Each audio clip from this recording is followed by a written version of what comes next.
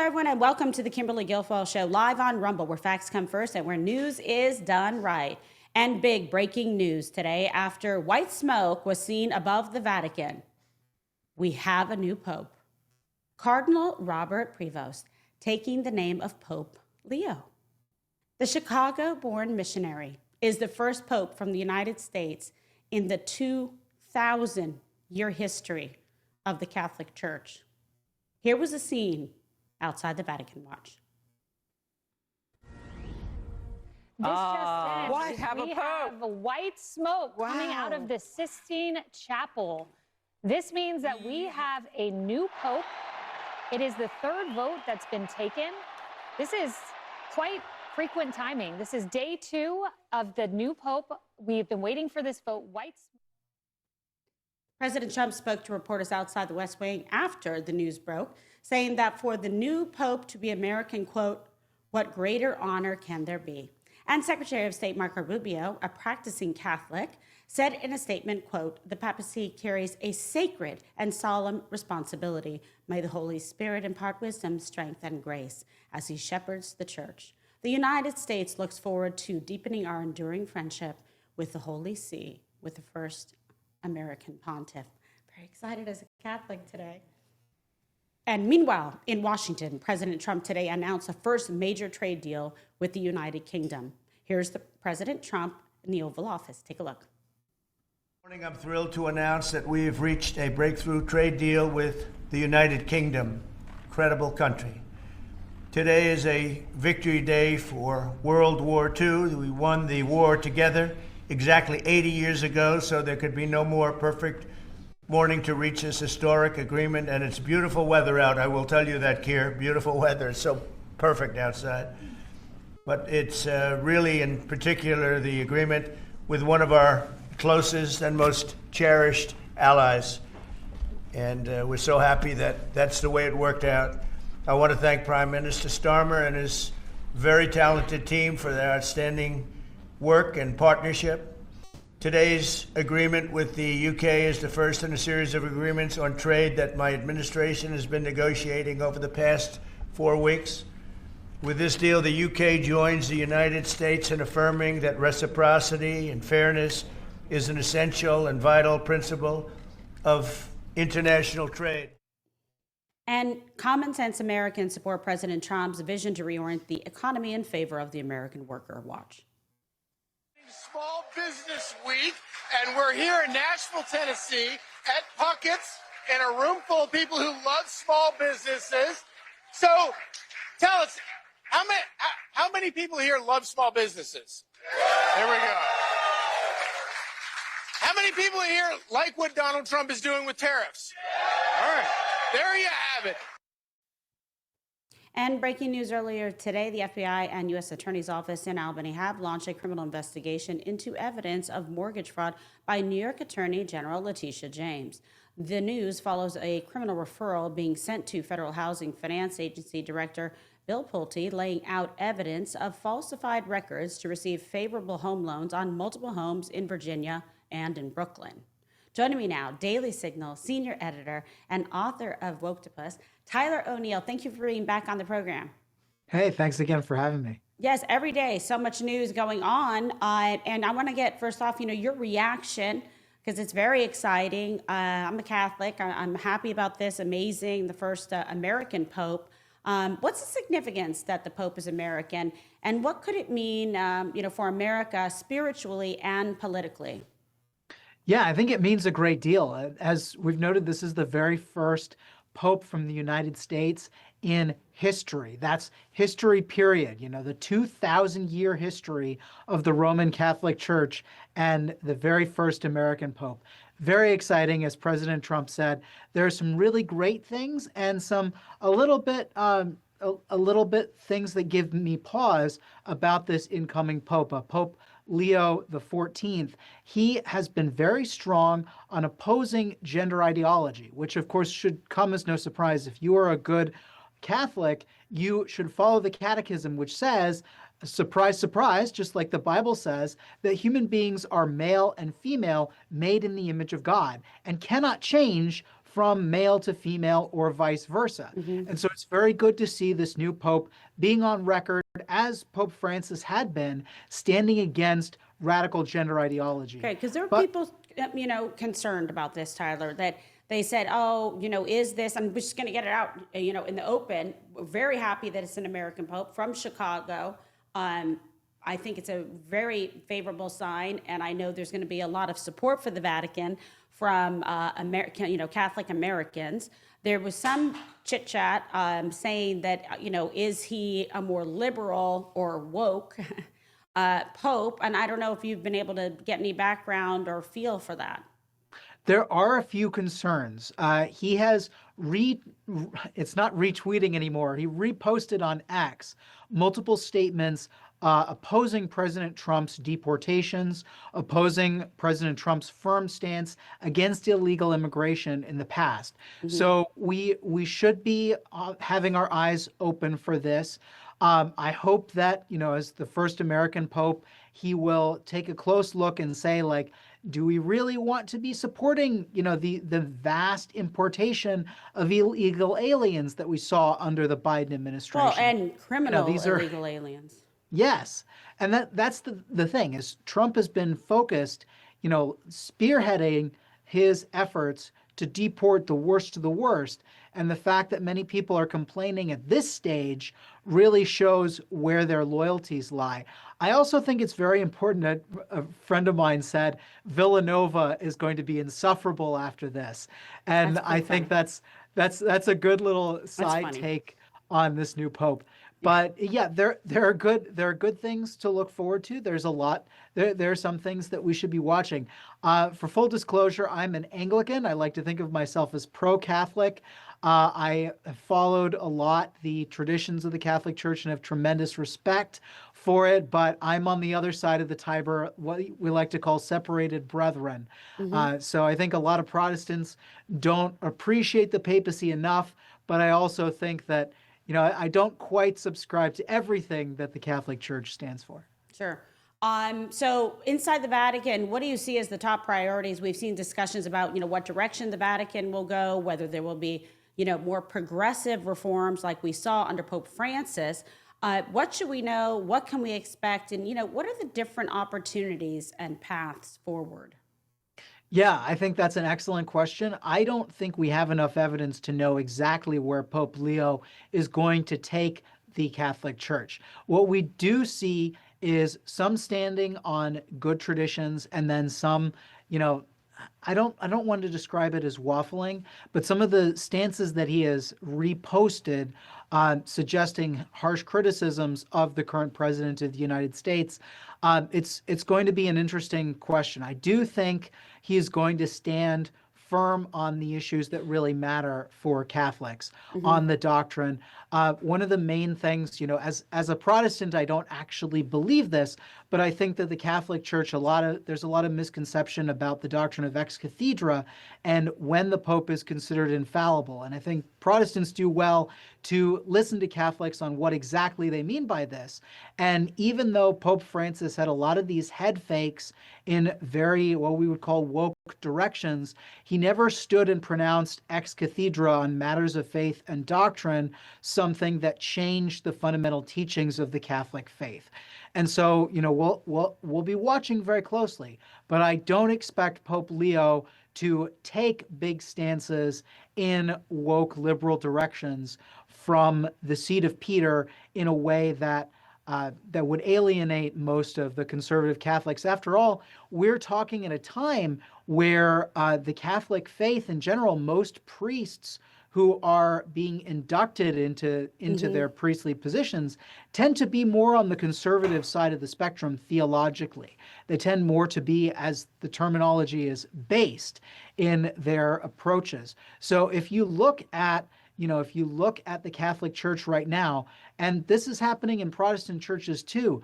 The parts that stand firmest on the gospel, on the faith in Jesus Christ, especially the physical resurrection of Jesus, they tend to be doing the best. And if you look at those wishy-washy, more woke churches, they tend to be struggling. And that's true in Catholicism, that's true in Protestantism, and a version of it, obviously not believing the gospel, but a version of this same split is happening in Judaism as well. And you tend to find that the more traditional, the more orthodox denominations, the more orthodox sides are attracting more of the young converts in particular. That's true. And that's a really important thing to note over and over again, because a lot of people have this mistaken notion that in order to appeal to the youth, you need to water down the teachings of your church. What we're seeing is the exact opposite of that. Okay, so what are some of the issues, as you look in this moment of time that you believe are facing the church? And, what should Catholics across the world be expecting, sort of, demanding, hoping, from the Vatican? Yeah, well, I think the Vatican needs to be firm on the fact that countries can determine their own makeup, that borders matter. And one of the things we've seen, a lot of Catholic teaching has been almost sort of twisted on this issue in particular, where you see Catholic Charities and the U.S. Conference of Catholic Bishops even working with the Biden administration to import illegal aliens into this country in the past 4 years. I think it's very important, and of course, this is something I don't necessarily expect Pope Leo to do, but I would really like him to do, is come out and say, look, Catholic social teaching does not say that you have to give up borders if you are a country. Catholic social teaching does not say that illegal immigration is okay. Catholic social teaching values the importance of law and order and values the importance of people's lives when they're faced with increasing crime from illegal aliens. So I think this is a message that more and more Catholics need to hear. And I hope that Pope Leo can deliver it. Yes, I hope so too. We remain optimistic. Shifting gears to trade, the president announced a new deal today with the UK. I guess the big picture question is, what can this accomplish in the short term versus the long term? And voters often don't have patience. But will they have patience with President Trump and the time it will take to kind of reorient our trade structure? That's sort of the big picture question as well. Well, it was really exciting to me to see this special relationship that we have with the UK affirmed in a new trade deal. It's a very interesting thing that we didn't have a set trade deal specifically with Britain, with the United Kingdom after Brexit. I think that threw a lot of our trade negotiations because they had been trading with the European Union. Now, Britain being completely independent under Brexit didn't have a set trade deal with the United States. And so it's good to have this firmly in place. The devil is in the details with many of these trade deals. And so I think your point about patience is extremely important.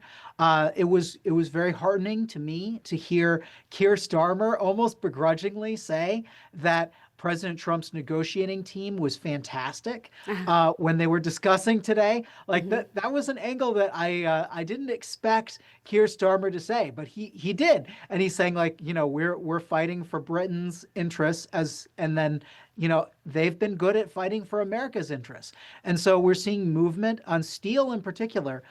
It was very disheartening to see Britain nationalize its only remaining steel companies. And now the United States will be able to export steel to the United Kingdom. This is a very positive step because what we're seeing in the UK with this nationalization of steel companies, I think we need to see the free market working there and hopefully being a check to this move towards socialism that we saw in Britain. And as we wrap up, I have to ask, Tish James is now facing a criminal investigation into mortgage fraud. She said no one was above the law, and here we are. Yes. No, I mean, it is it can be the height of hypocrisy we see from these Democrats. The interesting thing also was that the New York state legislature passed a bill specifically saying that taxpayers should foot the bill for legal fees in situations like this, which, I don't live in New York State, so I don't have a voice here, but I think New York voters should be paying very close attention to that development. Yeah, it's unbelievable where we find ourselves, isn't it, Tyler? When we look back in retrospect, boy, have the tables turned, the tides have turned. So, what do you expect to happen in this criminal investigation mortgage fraud? Does it have teeth? Do you expect it to come through to fruition? In any sort of investigation like this, even when the evidence is extremely solid, there are mistakes that can happen along the way. So I have tremendous confidence that the Justice Department is going to do the best job that they can. But you can never tell when an investigation starts how it's going to ultimately end up. I do think it's important, though, that we see from a Democrat who went after Trump on very substantially similar situations that were arguably less based in reality than what we're seeing from this case. To see the shoe on the other foot, it is confirming what she said, that no one is above the law. Yeah, let's see. Let's see if she still feels the same way, or is she going to talk out of both sides of her mouth? But breaking news here to get your reaction. President Trump is considering Judge Jeanine Pirro to serve as the next interim U.S. attorney for the District of Columbia. Oh, my God. Wow. Yeah, I have not looked very closely, but very interesting choice. Yeah, but she's one tough lady, let me tell you, one tough cookie. Can you even imagine? Smart, They're going to be yeah. silent screaming inside in D.C. going, ah, right?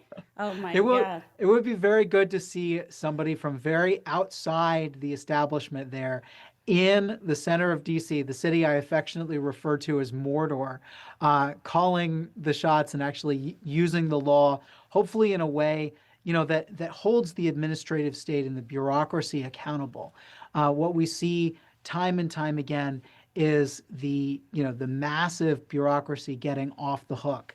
And I have hope that maybe we'll see some real accountability in the nation's I hope capital. so, because that's one place that really needs it. I mean, talk about crazy pants town over there. So she would definitely shake things up, to say the least. I'm going to have to laugh off camera. Because it's that's Trump. He thinks outside the box. He's like, here we go. And I know he loves, Judge Jeanine. She's a good friend of mine. I worked with her forever and ever. We're both former prosecutors, both very aggressive prosecutors. So we'll see. I think she would do a fantastic job. Let's see what happens. But Tyler, you always do a wonderful job. Tell everyone where they can find you, where to get more info, and so that they, too, can get more involved with the Daily Signal. Thanks again so much, Kimberly. You can find me on X at Tyler2 O'Neill. I'm also on Truth Social with the same handle. You can find the Daily Signal on all platforms. We're on X, we're on Facebook, we're on YouTube, we're on Instagram. We take no truck with the Chinese Communist Party, so we're not on TikTok. Hopefully, if TikTok is sold to a good American company, Which would be we great. might be reconsidering that. But as of now, we are firmly off that platform. You can find the Woktopus, the dark money cabal manipulating the federal government, anywhere fine books are sold, particularly on Amazon. I narrated the audiobook version on Audible. You can find it there. And then my first book, Making Hate Pay, The Corruption of the Southern Poverty Law Center, is also available on Amazon. Fabulous. You're always welcome on this show. We're big fans of the great work that you do. Always smart and intelligent and informative. Tyler O'Neill, thank you so much. Thanks so much for having me.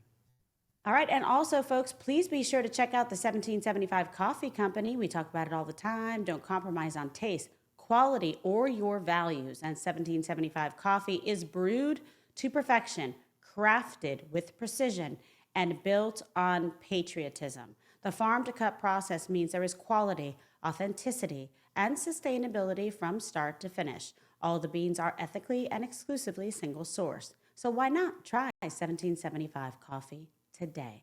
Go to 1775coffee.com/KG for 15% off of your first order. Get involved, get after it, and get a great taste. And more major developments on the southern border as illegal crossings and narcotics trafficking is falling to record lows as criminals are getting the message that there is no sanctuary for violent criminals inside our American borders. And Border Czar Tom Homan is making it clear that more nationwide crackdowns on cartel and gang violence is coming. Watch. Going to be named the National Police Defense Foundation named you as the Man of the Year. Congratulations on the award. What does this mean to you? I know it's something that you're proud of. You served almost, I think, 40 years in law enforcement. Yeah, I'm old. Yeah. Like, they gave me the award last night, and I was humbled by it, but I'll tell you what I told them. I'm going to take the award on behalf of President Trump. If there's a Man of the Year, it's President Trump. The reason we're having so much success on the border in interior enforcement because of President Trump. Border Patrol couldn't do what they're doing if it wasn't for President Trump. ICE couldn't do what they're doing if it wasn't for President Trump. So I took it in honor of President Trump, who I think is the Man of the Year, but I also took it in respect for the men and women of ICE and the men and women of Border Patrol who are on the street with a gun strapped to their hip, 24/7 protect this nation. They deserve the award, so I took it on their behalf. Why? And joining me now, Executive Director of the American Border Story, Nicole Kipraloff. Thank you so much for joining me on the program. Thanks for having me, Kimberly. Okay, so this is very interesting. I'm a big fan of the Border Czar of Tom Homan, and he recently received this award, from American Border Story for his work saving children and protecting families, and very important to me. Talk about the impact on the ground with what this administration has been able to accomplish. Well, first of all, Kimberly, I just wanted to say a big congratulations for graduating ambassador school. You're going to be an incredible U.S. ambassador to Greece, and I know everyone is very proud and very grateful to have you in that role. Thank you. God bless. So, of course. So as far as the American Border Story, we actually just had a big event where we honored Tom Homan. We co-hosted it with Just the News and Real America's Voice. It was our first annual American Border Heroes Awards. We held it in Washington, D.C. We honored the families, the angel families who have lost loved ones because of illegal immigration. We wanted to also recognize the strength and sacrifice of our law enforcement, federal, state, and local law enforcement, our sheriff's network, as well for serving on the front lines in the midst of this crisis. It was a 2-day event. We had 21 angel families there, Lake and Riley's family, Jocelyn and Garai's family. We had policy experts. We had members of the House and Senate, like Representative Glenn Grothman. So there was a great discussion on our border crisis and what still needs to happen. And the second day was dedicated to the angel families turning grief into purpose. We wanted them to tell their stories, which is what the American Border Story does in the first place, is we create content to tell the untold stories of the immigration crisis.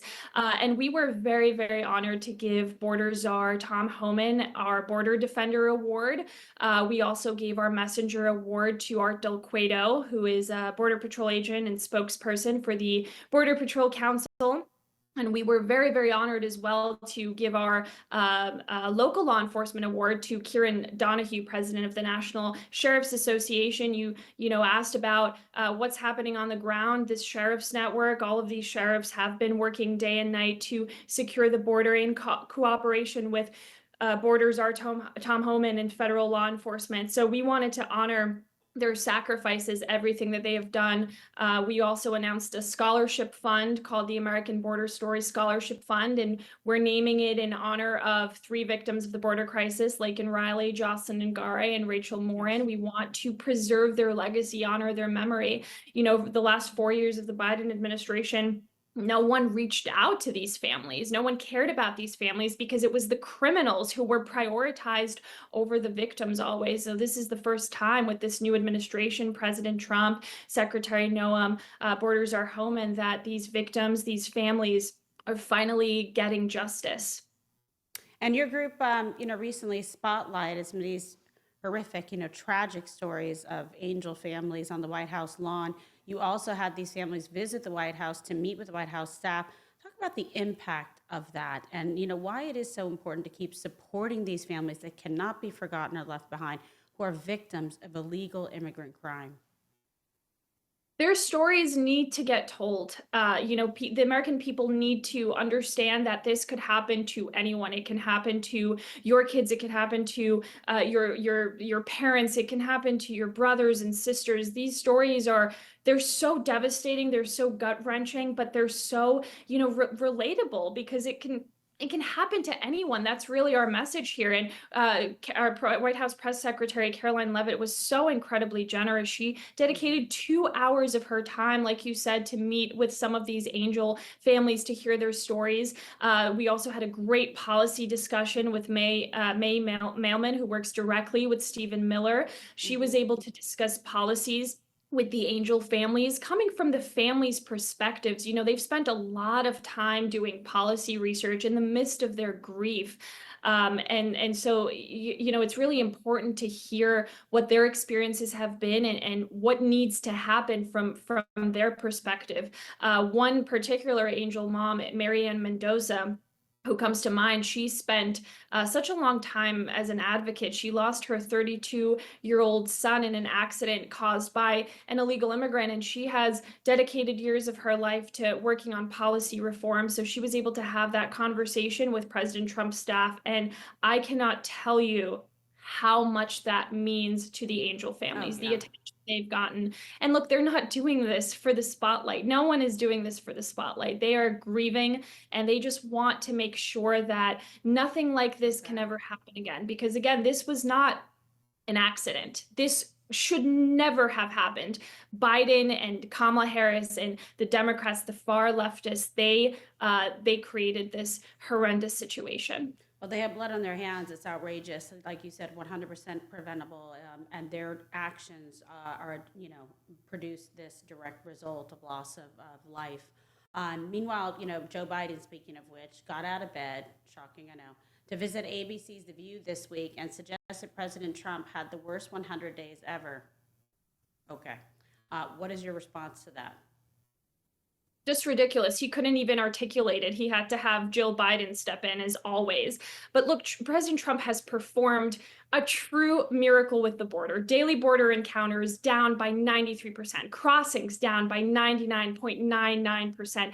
ICE has arrested over 200 terrorists. The successes are incredible. These are the real facts, and they're not stopping there. There's a lot more work to be done. They're bringing transparency to this entire operation, which is unprecedented. They're bringing, accountability as well. You saw the rogue political activist judges getting arrested for harboring illegal aliens and interfering with federal law enforcement. We've seen mobs of pro-illegal alien protesters interfering with ICE agents and their work. They're going to be brought to justice. Federal, state, and local representatives in sanctuary cities and states holding workshops for employees on how to resist ICE and interfere with federal law. It's extremely dangerous. We've had Border Patrol agents and other law enforcement officers like sheriffs who have actually lost their lives as a result of this. So they're all going to be brought to justice under this administration. And look, like I said, Kimberly, this was all strategically planned. If Biden wanted to, he could have put illegal aliens into detention centers. He didn't do that. Instead, he peppered them all across the country. He made it so difficult for law enforcement to gather them and to deport them. And that was not negligence. It was not an accident. It was intentional. They created this dangerous atmosphere, this bastion of illegal criminal activity, putting all Americans at risk. And then on top of that, they had their PR agencies, the various mainstream media outlets, trying to gaslight the American people into believing that everything was okay. And they continue to gaslight every single day. There are headlines now, some of the latest headlines are that the mainstream media is saying that U.S. citizen children are being deported. That's completely false. ICE is asking illegal alien mothers if they want to be deported along with their children, which is the humane thing to do, or if they want to leave their children here and have them be placed in the care of relatives. And so some of these illegal aliens being deported are actually asking for their children to go with them. That is the true story here. Yeah, and you can understand that. That makes sense. I want to take my child with me, not leave my child Absolutely. here. I don't know. I mean, I don't know what's wrong with these people. And what else are you doing? Because the work is so important. I really want to get the message out there at the American Border Story, you know, to get all of this messaging out, to make sure that people are aware. So we're creating content. We're creating creative content every single month. We have content drops, as well as we have a team of incredible journalists, some of whom have actually spent a lot of time living on the border. Their entire job is to report on what's happening at the border and to get the stories of all of the people who have been impacted. So we turn that footage into documentary pieces, very raw, very real. We're not sugarcoating anything. And we're putting all of that content out on our social media, on our website. We have a huge network of, like I said, angel families, law enforcement officers, as well as influencers, micro-influencers, big media personalities who are helping us disseminate this content and spread our message here. We want people to tell their story. So if if anyone has a story out there about how they have been impacted by the illegal immigrant crisis, and it doesn't have to be a death. It can be business owners who have lost millions of dollars of business because they've been forced to prioritize illegal immigrants in these sanctuary cities, as an example. If you have a story like that as a business owner, as a rancher on the border, we interviewed one rancher whose entire livelihood, his entire ranch has been torn apart by these illegal aliens. Please let us know. We will interview you. We want to hear your story. We want to bring attention to it. Well, absolutely right. So yes, let's talk about where people can go to get more information, get involved, share their story to help save lives. Absolutely. You can reach out to us at www.theamericanborderstory.com. You can follow us on social media tabs. That's the American Border Story Reports. Sign up for our weekly newsletter and get in contact with us directly. We would absolutely love to hear from you. Again, we are doing this because we want to bring light to these stories. We want people to tell their stories. We want people to pay attention finally to the victims and their families who have been forgotten. Well, you're doing a fine job of doing that. And where can people find you, Nicole? I'm at Nicole Kipralove on Twitter, Instagram, everywhere. So feel free to get in touch with me. Send me a direct message. I respond to everyone, and so I'm more than happy to have a conversation with you. Good, excellent, and what a pleasure to have you on the program. God bless you. Thank you so much. God bless you, Kimberly. Thanks for all the great work you're doing. Thank you. And my closing remarks just ahead, but first, free speech is under attack, but Rumble refuses to back down. We have always believed in empowering independent voices. And to Rumble, that matters more than ever. We are excited to offer Rumble Premium, a completely ad-free experience with exclusive benefits for viewers and creators.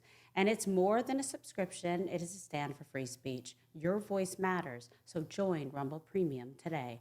For a limited time, you can get $10 off an annual plan using promo code KG10. So just visit rumble.com/premium/KG10 and claim your discount today. Again, that's rumble.com/premium/KG10. And in closing, as the Holy Spirit continues to watch over our nation land, the Holy See, consider the sacred responsibility of this profound moment to protect our children, to protect the most vulnerable, and build a brighter future for faithful and freedom-loving Americans from coast to coast. We want to thank you so much for joining us today. We pray for our new Pope, Pope Leo. And please be sure to download the Rumble app, subscribe to my channel, turn on notifications, like and share, and tell all your friends so they know exactly where to find us. And please also be sure to follow me across all platforms, X, Truth Social, Facebook, Instagram, and TikTok. And stay tuned to Rumble for all the very latest breaking news coverage. I hope you have a great rest of the day, and I'm looking forward to talking to you again very soon. God bless.